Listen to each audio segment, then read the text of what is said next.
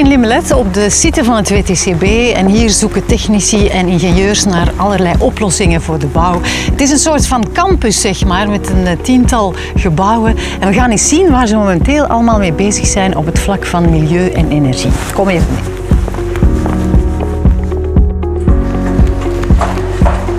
Dit is gebouw H. Hier gebeurt onder meer onderzoek naar isolatie. En ik heb hier afspraken met Inge Dirks.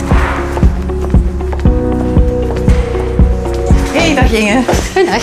Jullie zijn hier onder meer bezig met ethiksonderzoek. Wat houdt dat precies in? Steeds meer zien we de trend naar de alternatieve systemen waarbij een harde bekleding op de isolatie wordt bevestigd, al dan niet met ook een tussenliggende wapeningslaag. Zoals eigenlijk deze voorbeelden die er getest worden. Ja. Welke onderzoeken voert het WTCB precies uit op het vlak van isolatie van buitenbepleistering?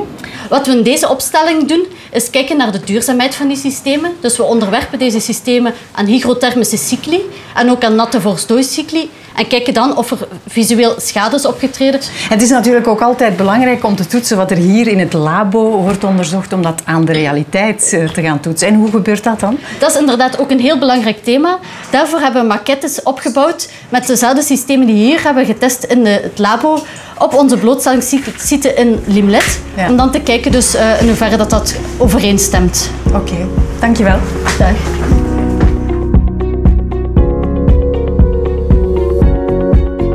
De buitenkant van een gebouw isoleren is uiteraard belangrijk, maar we mogen ook de binnenkant niet vergeten. En daarover praat ik met specialist ter zaak Antoine Tilmans. Bonjour Antoine. Alors pourquoi est-il tellement important de bien isoler un bâtiment par l'intérieur? Je pense que l'importance de l'isolation elle-même, il ne faut plus la démontrer. Alors pourquoi isoler par l'intérieur? Il faut savoir que dans un grand nombre de bâtiments en Belgique, on se retrouve face à des murs massifs, donc tous les bâtiments qui datent d'avant la Deuxième Guerre mondiale. Et donc pour ces bâtiments-là, notamment en contexte urbain par exemple, on n'a pas la possibilité d'isoler par l'extérieur. Donc il faut le faire par l'intérieur. On va le faire par l'intérieur. Qu'est-ce que vous étudiez exactement dans cette installation?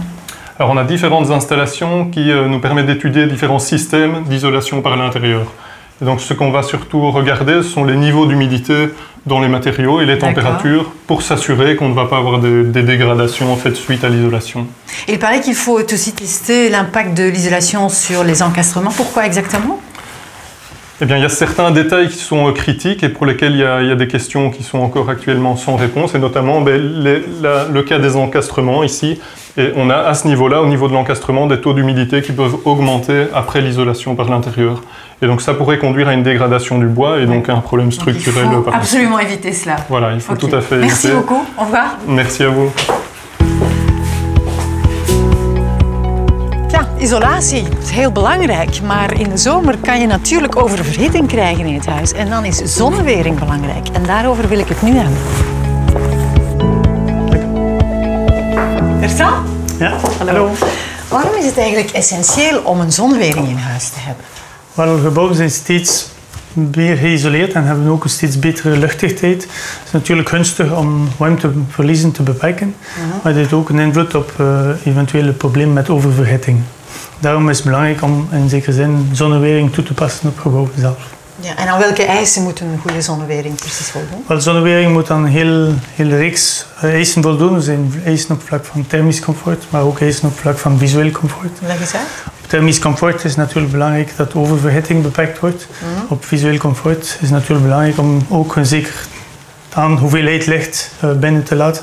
Om dan natuurlijk te zorgen dat de kunstverlichting niet continu aanstaat. Ja. Ook problemen met verblinding en doorzicht door het doek zelf zijn belangrijk. Ja, en hoe meet je nu die kwaliteit waarover je het hebt?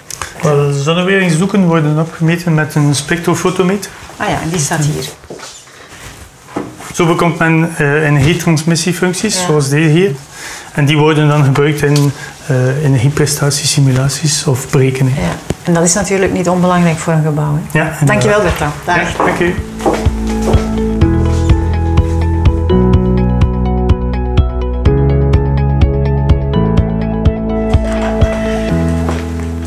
Bonjour Véronique, parlons un peu d'éclairage. Alors pourquoi s'intéresser à l'éclairage d'un bâtiment?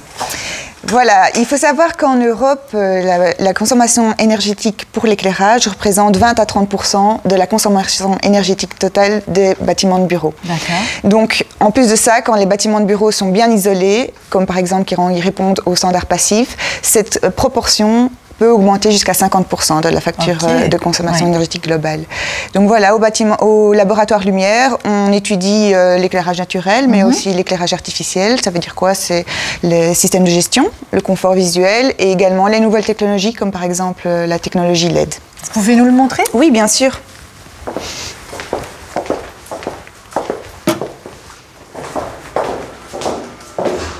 Donc voilà, ici on se trouve dans notre poste d'essai de luminaires à LED. Donc les performances des luminaires à LED sont plus à prouver. On sait qu'ils sont vraiment très performants énergétiquement et qu'ils offrent aussi une très longue durée de vie.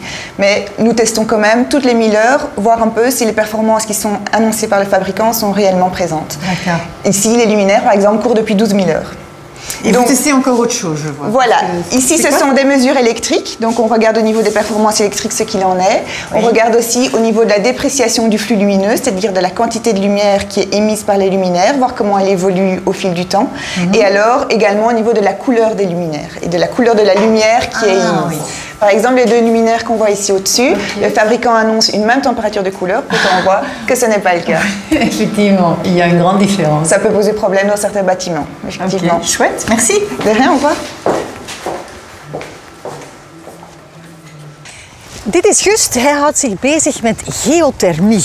Nu, ik vraag me af, Gust, wat valt er eigenlijk nog te onderzoeken op dat vlak? Wel, enerzijds hebben we een aantal innovatieve meettechnieken om de warmtegeleidbaarheid van de ondergrond te gaan opmeten. Die gegevens integreren we ook in een webtool die online beschikbaar is voor de mensen om op heel korte termijn of heel snel de haalbaarheid van geothermie voor een project te kunnen inschatten. Daarnaast bekijken we ook de mogelijkheden om warmtewisselaars in funderingselementen te gaan integreren. Zoals je misschien wel weet worden klassiek die warmtewisselaars in diepe boringen geïnstalleerd van typisch 100-150 meter diep. Hierbij gaan we bekijken wat de mogelijkheden zijn om die warmtewisselaars in de funderingselementen te integreren. En dat doen jullie hier, dus dat testen jullie hier? Dit wordt hier onder meer getest, ja. Natuurlijk blijft het belangrijkste element of de belangrijkste functie van dat funderingselement dat die het gebouw dat daarop komt stabiliteit geeft en blijft dragen. En willen wij dus gaan onderzoeken wat het effect is van die temperatuurvariaties op dat funderingselement op het draagvermogen. Ja, en waar kunnen we dan precies die resultaten zien van die metingen? Wel, die funderingselementen worden altijd volledig geïnstrumenteerd met temperatuur- en reksensoren en alles wordt dan binnen in de meetcabine uitgelezen. Zullen we eens gaan kijken? Ja. Ik sta opnieuw aan het hoofdgebouw van het WTCB. Het is compleet gerenoveerd. Het is niet alleen een uithangbord, maar ook een proefstation. Want de nieuwste technologieën werden hier gebruikt om het niet alleen energievriendelijk, maar ook comfortabel te maken. Maar voor ik vertrek, heb ik eerst nog een afspraak op het dak.